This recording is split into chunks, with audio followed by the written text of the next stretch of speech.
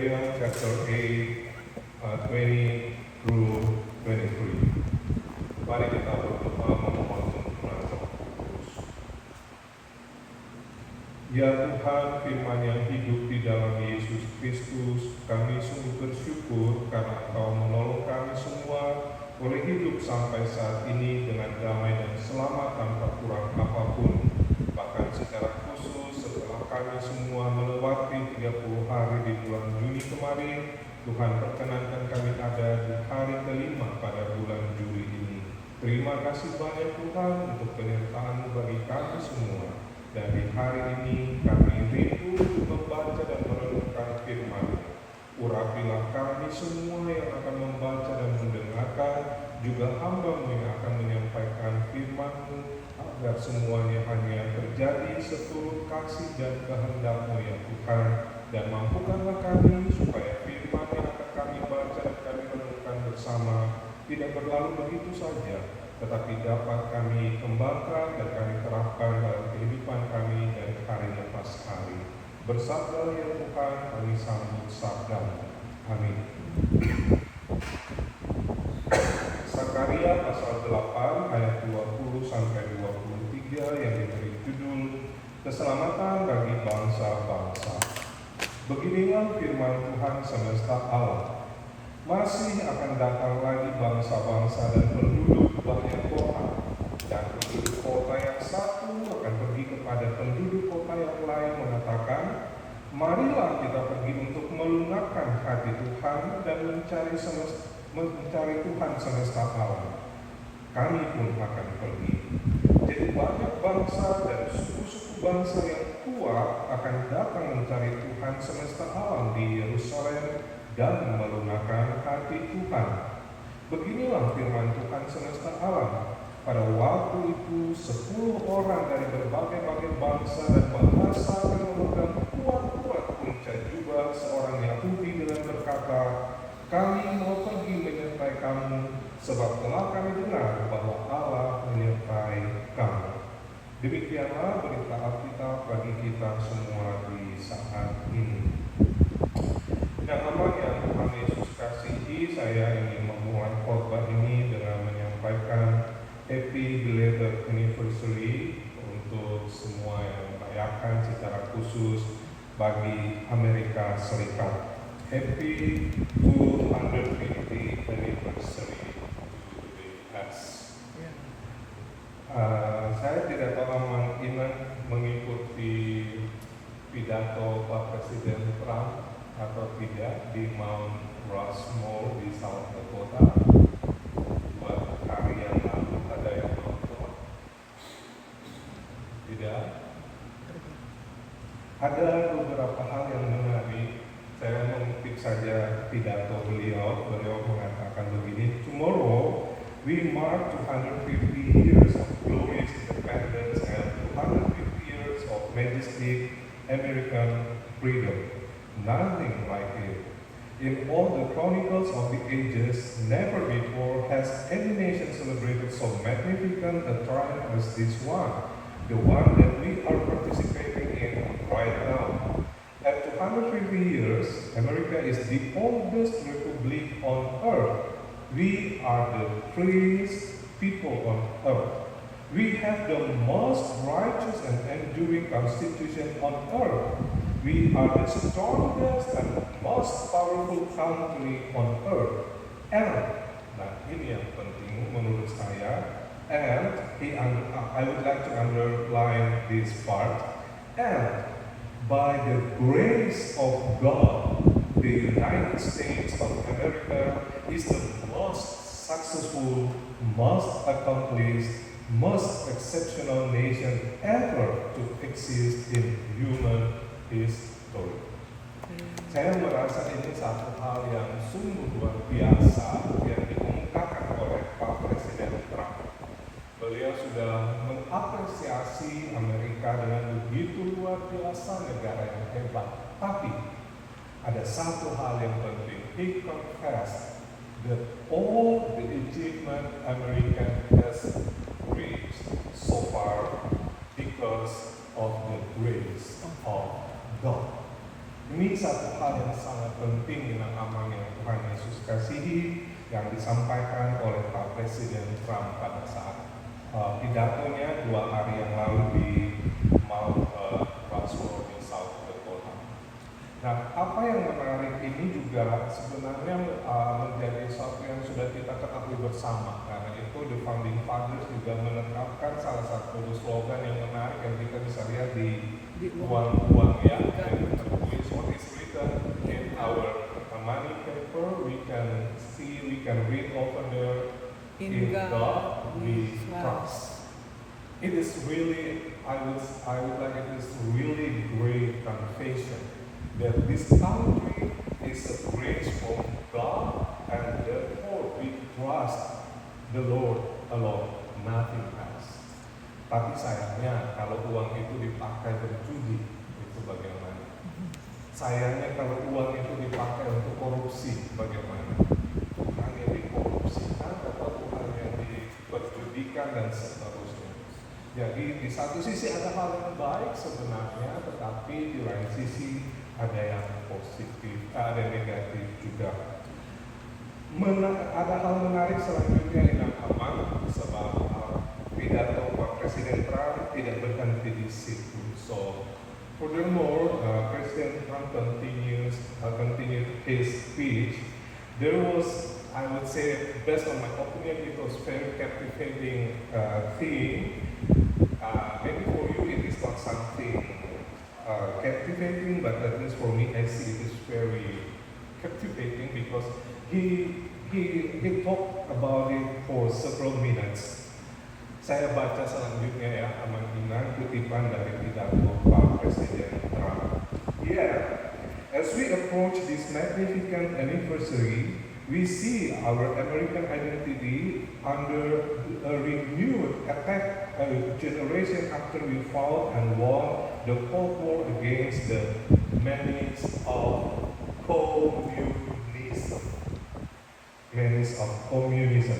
There is now a resurgence of the communist menace in our land, including from newcomers to our country who embrace ideas totally opposed to our way of life and our great success.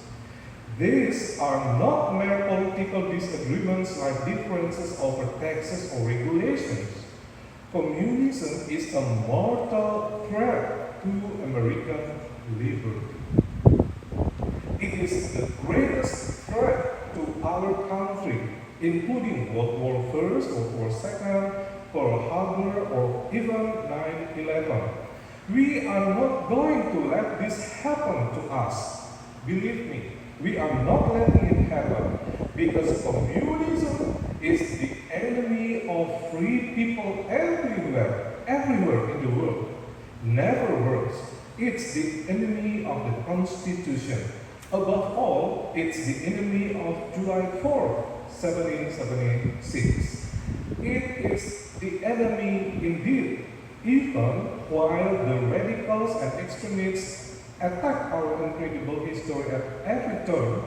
They are silent on the miserable history of communism itself because it never worked. Thousands of years. If you look at it under different names, under somewhat different ideologies and systems, that system has led to more death and destruction than any system ever tried. It killed 100 million people just in last century alone. Communism is the exact opposite of life, liberty, and the pursuit of happiness. It is death, tyranny, and the pursuit of evil. The godless communist morality states that anything is justified to pursue, to bring about inhuman visions and a pro and to really propose what is good. They don't want good. They do not love God, and they do not want God. They don't love religion, and they don't want religion, and they would not have it, but we will not let them win. They have no chance against us. Sampai di situ dulu Ibu Bapak, ingat aman yang Tuhan Yesus kasihi. Itu hanya petikan dari beberapa menit apa yang disampaikan oleh Presiden Trump. Tetapi yang menurut saya menarik di situ, beliau berbicara tentang musuh bersama negara ini, yaitu komunisme. I'm not talking about a political view here, about you agree with communism or no, but I'm talking about what really interesting in President Trump's perspective. That he says like this, that communism, they don't love God. They don't want God. They do not love religion, and they do not want religion. And they would not have it. Ini suatu hal yang sangat penting bahwa beliau ingin menegaskan ada perbedaan sudut pandang politik yang tidak boleh terjadi di Amerika ini kalau mereka tidak mencintai Allah, kalau mereka tidak mengasihi Allah. Soal nanti nama ada yang bilang ya itu cuma omong saja karena pidato jadi ngomongnya begitu, kenyataannya berbeda, itu hal yang lain menurut saya, nanti bisa dicakapkan. Tetapi yang penting sudah menggarisbawahi, there is no place, there is no chance for communism in this country. Artinya beliau menegaskan apa yang beliau bilang sebelumnya, kalau mau hadir negara ini harus mencintai Allah. Karena negara ini exist by the grace of God. Nah, inang aman yang Tuhan Yesus kasihi, hari ini kita membaca, now our Bible reading is talking about Zechariah, the prophet. Of course, he didn't deliver a speech like what President Trump did. Sudah pasti berbeda ya inang aman kalau kita melihat pidato Pak Presiden Trump dengan apa yang Nabi Zakaria ini sampaikan. We need to understand the background of both the preachers. I would say President Trump, he was talking to American people or to the Americans who celebrate their 250 years anniversary. Some people call it semi-centennial anniversary. Nah, tetapi the prophet Zechariah was talking or prophesied to Israelites who just came back from the exile in Babylon. So they were in the process of rebuild their city, rebuild their temple in Jerusalem. So to those people, prophet Zechariah was talking or was delivering his prophecy there, like what we read today. Nah, inang amal yang Tuhan Yesus kasihi, kita harus memahami apa yang Nabi Zakaria sampaikan itu dengan membayangkan situasi mereka ini baru pulang dari pembuangan, lalu membangun negerinya kembali. Saya rasa saya pernah cerita buat inang amal bagaimana tidak gampang kalau kita meninggalkan tanah kita, rumah kita bertahun-tahun, lalu kita kembali lagi untuk membangun. Itu sesuatu yang tidak mudah. Apalagi mereka bukan hidup enak nyaman di pembuangan, mereka hidup sebagai budak dan sekarang membangun lagi, itu sesuatu hal yang sangat tidak mudah. Karena itu orang mudah putus asa, orang mudah sekali untuk meninggalkan Tuhan dan mencari jalan yang shortcut yang paling cepat. Contoh sederhana aja, mungkin punya saudara-saudari di Sumatera yang terkena bencana banjir di tahun kemarin. Inang boleh tanya mereka bagaimana mereka membangun hidup mereka. Sampai sekarang ini sudah berapa persen mereka bisa pulih kembali dari situasi mereka di tahun kemarin. Itu tidak gampang inang. Dan dalam konteks seperti itulah juga kita perlu memahami betapa Nabi Zakaria ini berusaha untuk mengingatkan mereka tentang hidup mereka terus berlanjut. So in that context, Zechariah prophesied at least four things that for me it is important. The first one, if we read since the very beginning of his book, Zechariah was talking about repentance. Karena itu Inang Amang, kalau kita baca di pasal 1, Sakaria pasal 1 ayat 3 sampai 4 itu kita bisa lihat di sana bagaimana Sakaria mengingatkan umat Israel untuk kembali kepada Tuhan. So in the beginning of his book, Zechariah 1:3 through 4, he was reminding the Israelites to come back to the Lord. Saya baca dalam bahasa Indonesianya.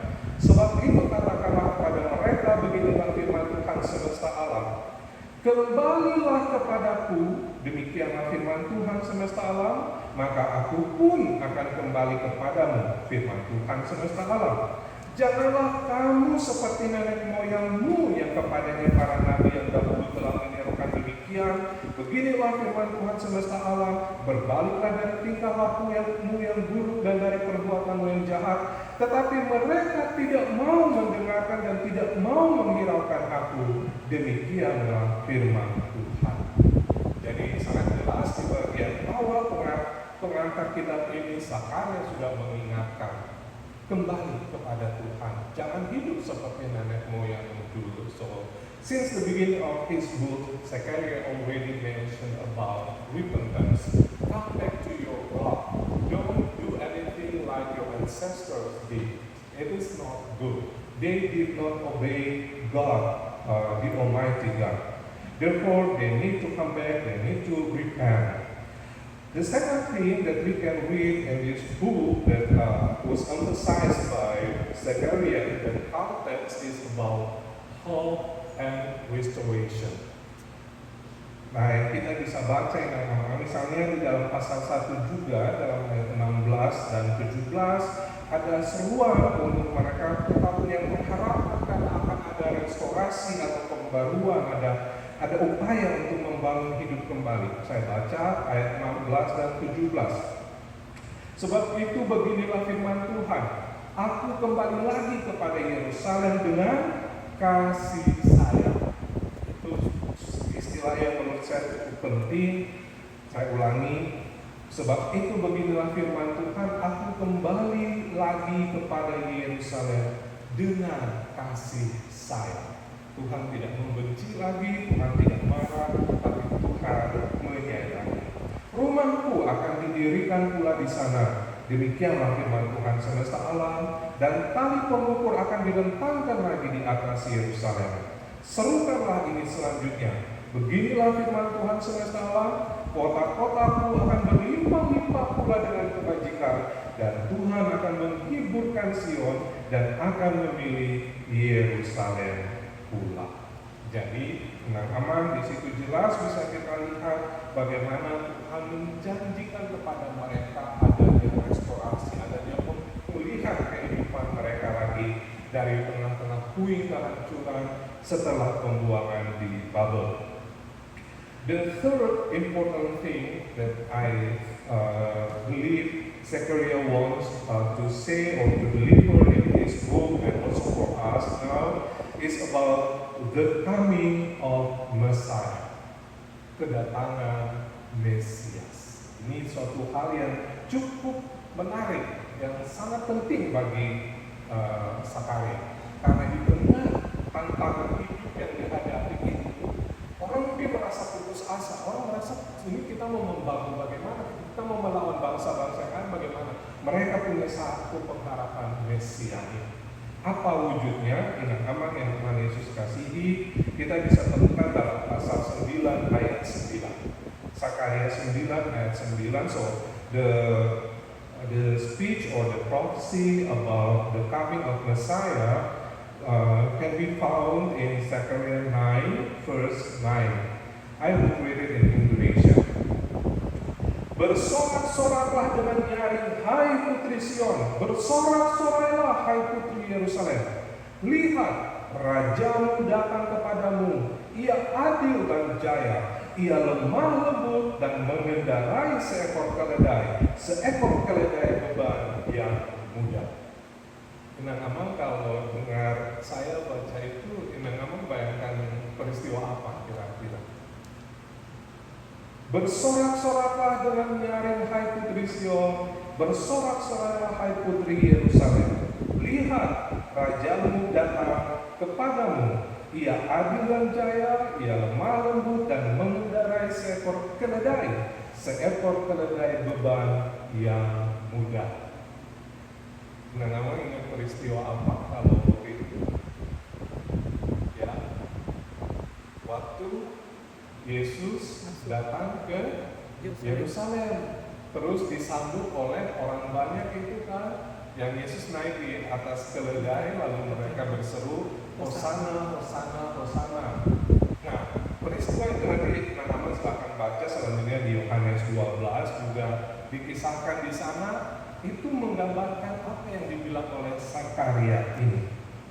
Itu yang kita rayakan di Minggu Palmarum, Palm Sunday. Itu berkaitan dengan coming of Messiah. Hal yang lain, saya ajak kita baca lagi, pasal 12 ayat 10 misalnya. 12 ayat 10, saya baca, Aku akan mencurahkan roh pengasihan dan roh permohonan atas keluarga Daud dan atas penduduk Yerusalem, dan mereka akan memandang kepada Dia yang telah mereka tikam, dan akan meratapi Dia seperti orang meratapi anak tunggal, dan akan menangisi Dia dengan pedih seperti orang menangisi anak sulung. Ini juga dibuatkan Zakaria dan bisa kita baca nanti di dalam Injil Yohanes. Injil Yohanes 19 mengatakan, mereka akan memandang kepada Dia yang telah mereka tikam. Jadi ada beberapa bagian di dalam Zakaria yang telah membuat kedatangan Yesus Sang Mesias. Karena itulah Nabi Zakaria itu juga seringkali disebut sebagai the Messianic prophet in the Old Testament, karena dia juga berbicara tentang kedatangan Mesias nantinya. And the fourth thing that I believe Zechariah wanted to say to Israel, but also for us today, is about God's sovereign rule over all nations. Kekuasaan Allah yang mengatasi melampaui bangsa-bangsa. One of the important passage we just read today dalam pasal 8 ayat 20 sampai 23 yang tadi kita baca bersama, itu menegaskan tentang keselamatan Allah yang universal bagi bangsa-bangsa. God's universal salvation rule for all nations. Nah, kita lihat di Nakaman di ayat yang ke-20 tadi dikisahkan dengan sangat jelas bahwa beginilah firman Tuhan semesta alam, masih akan datang lagi bangsa-bangsa dan penduduk banyak kota. Kalau kita baca dalam terjemahan bahasa Inggris itu menggunakan imperfect tense ya, jadi sesuatu yang belum selesai, masih akan datang terus orang-orang ke sana. Masih ada banyak orang yang akan datang lagi ke Yerusalem. Dan itu menunjukkan bahwa karya penyelamatan dan pemulihan Allah itu tidak hanya bagi orang-orang Israel atau bagi orang Yerusalem saja, tapi bagi semua bangsa, termasuk kita semua yang ada di saat ini. Selanjutnya ayat 21 mengatakan, dan penduduk kota yang satu akan pergi kepada penduduk kota yang lain dan mengatakan, marilah kita pergi untuk melunakkan hati Tuhan dan mencari Tuhan semesta alam. Kami pun akan pergi. Nah, ayat ini kita harus mengerti baik-baik dengan aman, karena kalau sepintas lalu kita akan menganggap berarti Tuhan itu bisa dirayu-rayu ya, karena bisa dilunakkan hatinya. Jadi kalau kita sudah bikin dosa, kita datang rayu-rayu, Tuhan kamu kan baik, kamu kan temanku, kan kamu mengatakan tidak ada seorang sahabat yang memberikan nyawanya kepada sahabatnya selain aku. Nah, Tuhan kamu kan memberikan nyawa kepada Tuhan, berarti kamu sahabat yang baik. Nah, apa seperti itu? Kita harus mengerti ini baik-baik teman-teman, karena this first, 21st, it is not only about we can try to persuade God according to our will, but if you read the English translation, it was really nice because it says like this: let's go up at once to ask the favor of the Lord. Jadi itu bukan untuk melunakkan hati Tuhan, tapi untuk memohon kebaikan Tuhan. Jadi maksudnya di situ sebenarnya mereka datang adalah bersama-sama, bukan untuk merayu-rayu memasrahkan segala keputusan kepada Tuhan sendiri. So it is about God's free will, not because we can do something to persuade God and God can change His mind according to our will. No, but we come to build a good relationship with God, so we can surrender everything to Him and everything will be happen according to His will. Jadi kita harus hati-hati aman sebab bahasa di situ adalah bahasa ekspresi dalam apa istilahnya kayak kita punya ungkapan ya, kalau dalam bahasa Indonesia ada ungkapan yang tidak boleh dimengerti secara harfiah, tetapi ada makna di balik itu. Yang berikut di ayat itu hendak menegaskan bahwa ada interaksi secara horizontal di antara umat dengan umat. Mereka harus saling mengajak untuk nanti mereka datang kepada Tuhan. Marilah kita pergi untuk melunakan hati Tuhan. Artinya di situ, mari kita pergi bersama untuk membangun relasi yang harmonis dengan Tuhan. Relasi yang harmonis itu bukan cuma individual, tetapi juga komunal. Mereka mau mengajak untuk semua orang. Menurut saya ini hal yang penting bahwa kita perlu saling mengajak. We need to ask everybody to come together, to get closer to our Lord. It doesn't matter he or she doesn't agree with us or they didn't want to join us. It is the second or the third problem. But the most important and the very first one that we need to do is ask them, call them, invite them to come together with us. Kita perlu mengajak orang siapa saja, tetapi soal mereka mau datang atau mereka ngambek tidak mau datang itu urusan mereka nanti. Tugas kita adalah kita mengajak dulu. Nanti kalau dia mau tidak setuju atau dia lagi kurang senang dengan kita, itu bukan urusan yang utama. Yang paling utama kita perlu mengajak orang untuk datang kepada Tuhan. Itu sangat terlihat di sini. Responnya apa? Kami pun akan pergi. Tapi persoalannya, kenapa mereka mau pergi? Bukan karena yang mengajak ini banyak uang, bukan karena yang mengajak ini punya kekuatan yang hebat ini. Nanti kita lihat di bagian terakhir alasan kenapa orang mau join untuk datang kepada Tuhan. Ayat 22 menunjukkan selanjutnya dari banyak bangsa dan suku-suku bangsa yang kuat. Ini penting untuk kita garis bawahi teman-teman. Many peoples and powerful nations will come to Jerusalem to seek the Lord who rules over all and to ask His favor. Jadi di ayat ini ditambahkan lagi bangsa yang datang itu bukan yang biasa-biasa, bukan kaleng-kaleng, bukan KW ya, tetapi benar-benar bangsa yang powerful. Ini yang luar biasa ini. Yang datang bangsa yang kuat untuk mencari Tuhan. Logikanya terbalik dari logika dunia. Bangsa yang kuat itu dia tidak cari Tuhan, tapi dia akan cari kekuasaan yang lebih luas. Dia akan memperluas imperialismenya kemana-mana. Tetapi di sini dibilang justru mereka datang mencari Tuhan. I wonder why President Trump also delivered his speech and confessed that the most successful, the most achieved country in the world, it is because the grace of God. Dia sadar betul, Amerika kalau di Indonesia kita tahu ya negara adidaya yang luar biasa. Tapi Presiden Trump bilang it is because of God's grace.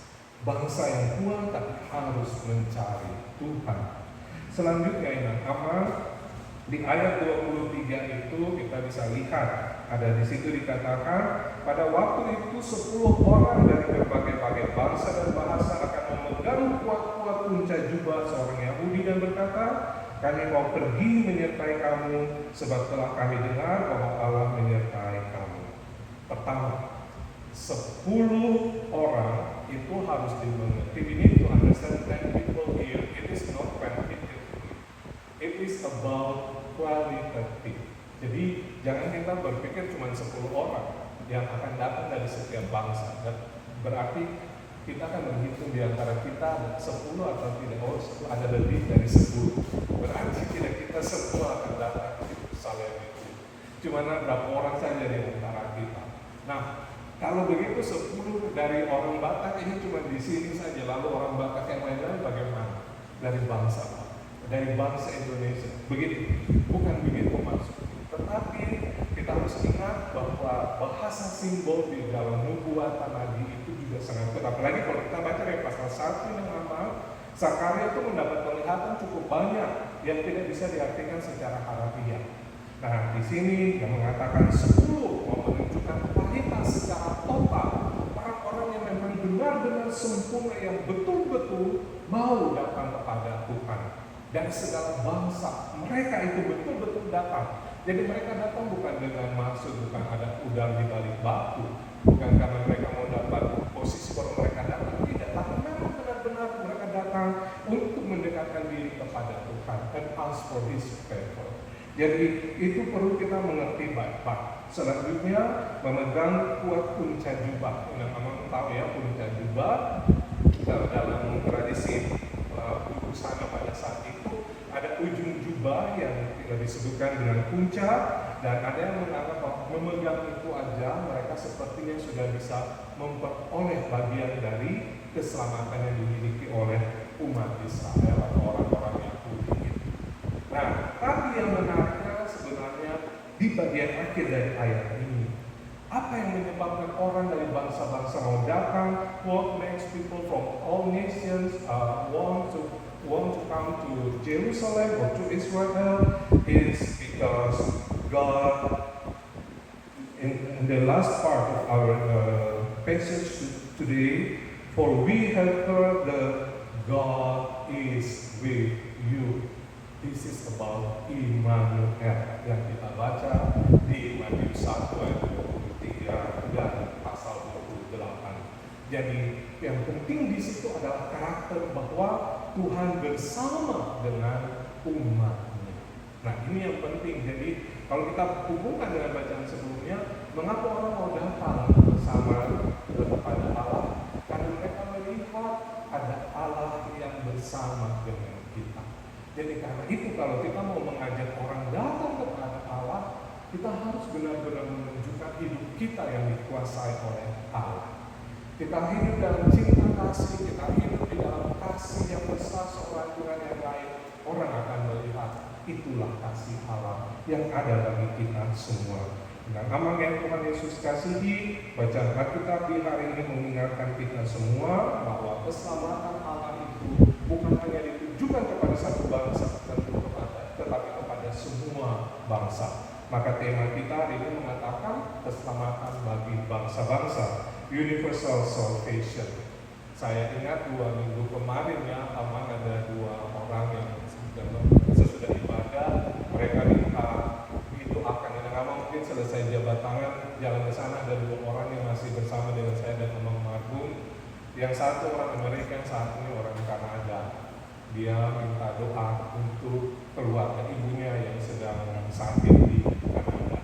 Kita terbuka untuk melayani mereka. Kita tidak tahu dari latar belakang mereka, mana mereka datang, tetapi kita membuka tangan sebab kita percaya Tuhan juga membuka keselamatan bagi banyak orang.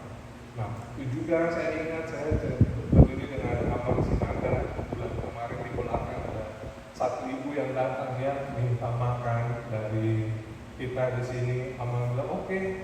Tapi saya tidak yakin kalau dia bisa makan makanan kita, tapi welcome, kalau mau join silahkan. Begitulah kita sebagai orang beriman akan selalu terbuka kepada siapa saja untuk melayani mereka dengan satu keyakinan, prinsip kita, Tuhan mau mengasihi segala bangsa tanpa memandang suku bangsa manapun. Dan itulah tugas kita semua inang aman. Yang paling penting untuk bisa membuat sana menjadi berkat bagi banyak orang, kita harus mulai dari dalam jemaat kita, dari keluarga kita, dari diri kita sendiri. Tuhan harus ada bersama dengan kita, dan kita pun bersama dengan Tuhan, supaya orang bisa melihat, oh iya, Dia mengajak kita untuk berjalan yang baik dan benar, bukan untuk membuat kita tersesat. Tuhan menolong kita semua. Amin. Kita berdoa. Puji syukur kepada-Mu ya Tuhan untuk firman yang boleh kami baca dan renungkan bersama di saat ini. Kami mohon Tuhan memampukan kami untuk bisa melakukan firman ini meneruskan karya keselamatan bagi siapa saja di muka bumi ini, bagi bangsa-bangsa yang berbeda dengan kami, bahkan bagi orang-orang yang tidak seiman dengan kami sekalipun. Tuhan tolong kami, Tuhan hadir dan memimpin pikiran, perkataan, perbuatan kami, supaya semuanya mencerminkan bahwa Tuhan ada bersama dengan kami dan kami pun ada bersama dengan Tuhan, supaya itu menjadi kesaksian bagi banyak orang melalui hidup pribadi, keluarga, dan gereja kami. Terima kasih banyak Tuhan, tolonglah kami dalam seluruh perjuangan hidup kami di minggu yang baru ini, bahkan di sepanjang bulan Juli ini. Kami yakin Tuhan memberkati kami semua. Terima kasih banyak Tuhan. Haleluya. Amin. Nah, amal yang Tuhan Yesus